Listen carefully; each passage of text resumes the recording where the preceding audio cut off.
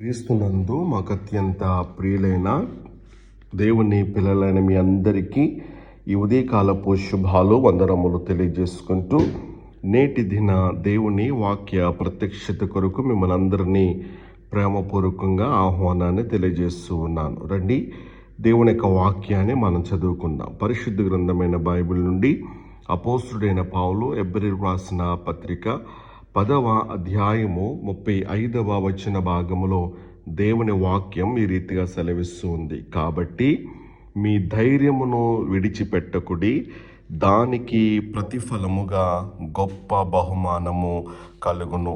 ప్రభునందు ప్రియ దేవుని బిడ్డలారా, చదవబడినటువంటి లేఖన భాగంలో నుండి కొన్ని ఆత్మీయమైన సత్యాలు మనం నేర్చుకోవడానికి మనం ప్రయత్నం చేద్దాం. మన జీవితంలో కొన్ని సమయాలు ఉంటాయి, మనము ప్రార్థించిన సమాధానం ఆలస్యం అవుతూ ఉంటుంది, కష్టాలు తగ్గవు, మనసు అలసిపోతూ ఉంటుంది. అలాంటి సమయంలో దేవుని యొక్క వాక్యం మనకు చెబుతున్నటువంటి మాట ఏంటో తెలుసా?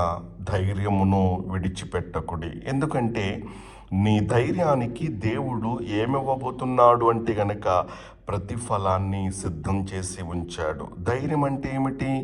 ధైర్యం అనగా కేవలం భయపడకపోవటం కాదు, అది విశ్వాసముతో నిలబడటం, పరిస్థితులు వ్యతిరేకంగా ఉన్నప్పటికీ కూడా ముందుకు సాగటం, దేవుడు నాతో ఉన్నాడు అనేటువంటి నమ్మకం. ఉదాహరణకి దావీదు గొలియాతును చూసినప్పుడు పరిస్థితులు భయంకరంగా ఉన్నాయి, కానీ అతని ధైర్యం ఎవరి మీద తెలుసా? దేవుని మీదనే. కాబట్టి నీ ధైర్యం నీ శక్తి కాదు, దేవుని మీద ఉన్న విశ్వాసం అనే సత్యాన్ని నేను మీకు జ్ఞాపం చేస్తూ ఉన్నాను. ఎందుకు మనం ధైర్యం కోల్పోతూ ఉంటాం అంటే కనుక మనిషి సహజంగా ఈ కారణాల వల్ల ధైర్యాన్ని కోల్పోతూ ఉంటాడు. ఏంటి అంటే కనుక ఆలస్య అయినటువంటి సమాధానాలు, వరుసగా వచ్చేటువంటి సమస్యలు, ఇతరులతో పోల్చుకోవడం, మన తప్పులు, అపజయాలు, ఇవన్నీ కూడా ధైర్యం కోల్పోయేటట్లుగా చేస్తూ ఉంటాయి. చూడండి, పేతురు నేల మీద నడిచాడు, కానీ ఎప్పుడైతే గాలిని చూశాడో, గాలిని చూసినప్పుడు భయపడి ఏమైపోయాడు? మునిగిపోయినట్లుగా మనం చూస్తూ ఉన్నాం.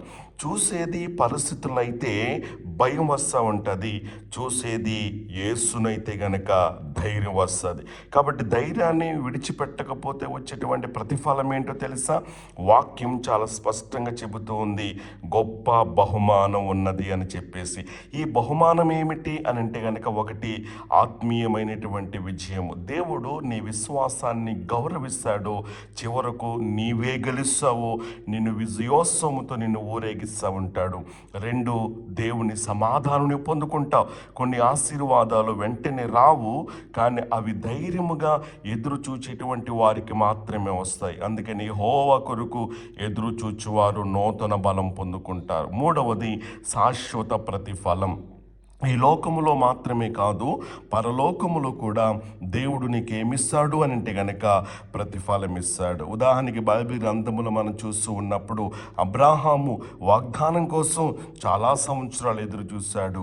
యోసేపు మరి చెరసాల్లో ఉన్నప్పటికీ కూడా ధైర్యం కోల్పోలేదు. యోబు అన్నీ కోల్పోయినప్పటికీ కూడా ధైర్యాన్ని కోల్పోకుండా దేవునిపై విశ్వాసాన్ని ఏమాత్రం కూడా విడిచిపెట్టలేదు, ధైర్యంగా ఉన్నాడు. చివరకు వీరందరూ కూడా గొప్ప ప్రతిఫలాన్ని పొందినట్లుగా మనం చూస్తూ ఉన్నాం. ఈ రోజున మన జీవితానికి ఈ రోజున అన్వయించుకోవలసిన సత్యాలు ఏంటో తెలుసా? ఈరోజు దేవుడు నీతో చెబుతున్నటువంటి మాట, నీవు అలసిపోయావు కానీ ధైర్యాన్ని కోల్పోవద్దు. నీవు ఏడుస్తున్నావు కానీ నిలబడు, ధైర్యంగా ఉండు. నీ పరిస్థితి ఎంత కఠినంగా ఉన్నప్పటికీ కూడా దేవుడు చెబుతున్న మాట, నేను నీతో ఉన్నాను అంటా ఉన్నాడు. కాబట్టి ధైర్యాన్ని కోల్పోవడం చాలా సులభం, కానీ దాన్ని నిలబెట్టుకోవడం విజయాన్ని తీసుకొస్తూ ఉంది. కాబట్టి ఈరోజు ఒక నిర్ణయం తీసుకోండి. నీ పరిస్థితి ఒకవేళ ఏ పరిస్థితి వచ్చినప్పటికీ కూడా నేను ధైర్యాన్ని విడిచిపెట్టను. ఎందుకో తెలుసా? నీ ధైర్యం వృధా కాదు, నీ కష్టాలు వృధా కాదు, నీ విశ్వాసం వృధా కాదు. ఎందుచేతనంటే దానికి ప్రతిఫలముగా గొప్ప బహుమానం ఉన్నది. కాబట్టి ఈ రోజున ఈ రీతిగా ప్రార్థించగలవా? ప్రభు, కొన్ని సమయాల్లో బలహీన పడిపోతూ ఉన్నాను, కానీ ఈరోజు ఒక మంచి తీర్మానం తీసుకుని నా ధైర్యాన్ని విడిచిపెట్టకుండా ఉండేటువంటి శక్తి నాకు ఈ ప్రభువా, నా విశ్వాసానికి తగినటువంటి ప్రతిఫలాన్ని అనుభవించేలా నన్ను నడిపించు ప్రభు అని చెప్పేసి నువ్వు ప్రార్థించగలిగినట్లయితే అట్రీతిగా ప్రభు నీకు సహాయం చేయటానికి ఇష్టపడుతూ ఉంటూ ఉన్నాడు. అలాంటి ధైర్యాన్ని నీలో నింపటానికి ఇష్టపడుతూ ఉంటూ ఉన్నాడు. అలాంటి ధైర్యవంతులుగా కృపగల దేవుడు మనందరినీ కూడా మార్చునుగాక. ఆమేన్.